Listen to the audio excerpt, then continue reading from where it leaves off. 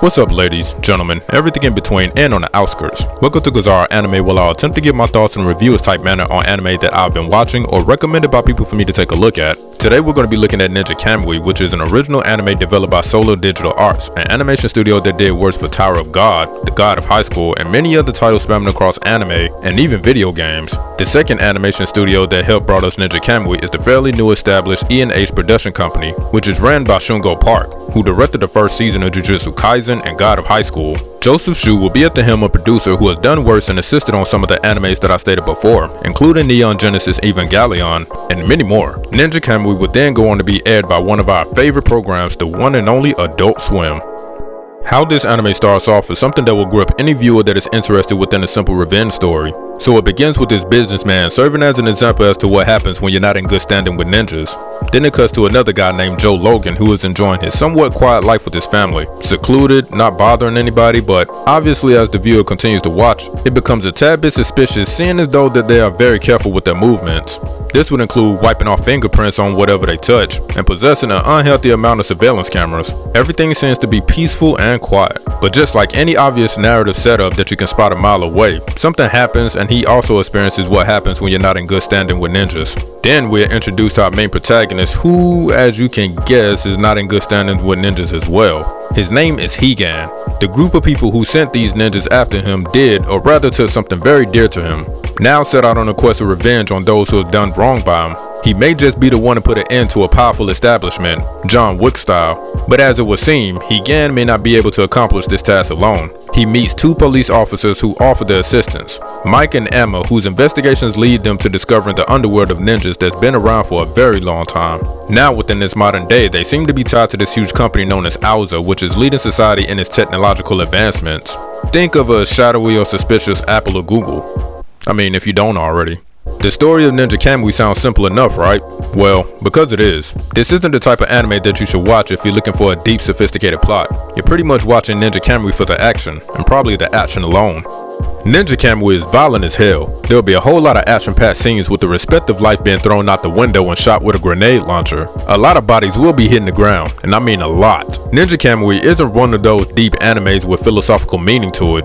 I mean, it does hit on some concepts, but it really just all about that action and witnessing death fights. We got sword fighting, secret ninja arts that makes no sense, and a whole lot of explosions. We do have some toned down peaceful moments which ultimately results back into more fighting.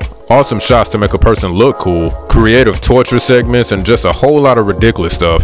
Higan for the most part comes off as OP as fuck. Whenever you see these ninjas that look like the Foot Clan from the Ninja Turtles with the design that came from the Cyber Ninja of Metal Gear Solid, blended with a little bit of the soldier model from the Shinra company in Final Fantasy VII, whenever you see these guys on the screen, just know that there's going to be a whole lot of body bash that's going to be filled, because he mows them down just like a gamer spamming the square button playing a Dynasty Warriors game. Speaking of Metal Gear, this guy looks like he came straight out of Revengeance or the indie game Fury. But that's just from the designs of the character you see in the beginning of the show. In order for you to fully enjoy this anime, please turn your brain off and enjoy the spectacular violence. Once you add state-of-the-art exoskeleton suits that look like it was inspired from the Zone of the Enders mechs, anything goes at this point.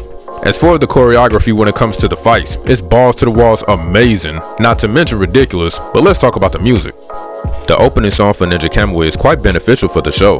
The name of the song is called Vengeance, which was composed and performed by the Japanese rock band known as Coldrain, which captivates the anger and rage of our main character. I checked out the official music video, and the concept for it being a real-life representation of a lady caught in a roguelike game is quite compelling. The rock band Coldrain has quite a few projects out and given their contributions to other animes as well. For the show Fire Force, the opening theme song for season 1 and 2 for Bastard, along with other IPs as well. The ending theme song is called Eye Opener, which is sung by one Jessica Galenas, who provides this gentle, soft-soothing, and yet confident vocals on this song with the strums of acoustic guitars at the heart of it all. But now that the opening and ending theme is covered, on to the main course. Ninjakamui's original soundtrack was done by R.O.N. The music that he provides is a lot of things, alternative rock, hip-hop, you name it. But I'll include links in the description where you can listen for yourself. What I liked about this anime is that it plays with the viewer's assumption based on the character's behavior and appearance. Let's take a look at this guy. He looks like a nervous wreck, got sweat coming down, and looks like he just pissed his pants. Then about 2 minutes later, this man is damn near seemingly untouchable. I mean, until he gets touched. Then afterwards, when a certain reveal is unmasked early in the episode, it becomes evident that for so much precaution to be implemented must mean that this guy's in some deep crap. Then boom, he's untouchable until he gets touched. One of the main themes of this anime comes in the form of asking what does one loyalty lies. Does one stay true to his duty or to those that love him? Does one stay working on a job that can fire and replace an employee for any reason at any given time? Or should that person focus more on what benefits him or her as a human being? These are the important questions that one must ask oneself, but obviously you can see what type of choice that Higan made. He defied and went against this anime's version of a ninja way, which essentially prevents any emotional attachment or bonds to be created regardless of how long you know a person or have been around that person. According to them, such characteristics as showing emotions or caring for others would inevitably get in the way of them carrying out a mission, clouds their judgment, or ends up getting them killed. Now that I think about it, which is kinda ironic because it's this ninja organization that seems to be the one that's getting rid of those who formed bonds with them, or even dare to show affection or love to their own comrades. To them, a ninja is just simply a living tool for someone else to use to further their agendas. But what's so funny is what will happen if a so-called tool becomes self-aware? What I like about this anime is that Higan more than one way tells the Ninja Council that he chooses his family and those that he loves over his duty and responsibility as a mere living tool for Japan. But it wasn't just only him, it was the love of his life who joined him and the gift that they bore which brought them a newfound purpose to live for. They knew the risk and yet still chose, even though it would have ultimately resulted in what would occur. This simple choice, to which many would consider to be revolutionary and others suicidal, would have a profound effect on those that grew close to them. It would inspire others and unfortunately negative impact those who couldn't probably understand fully why they made that choice.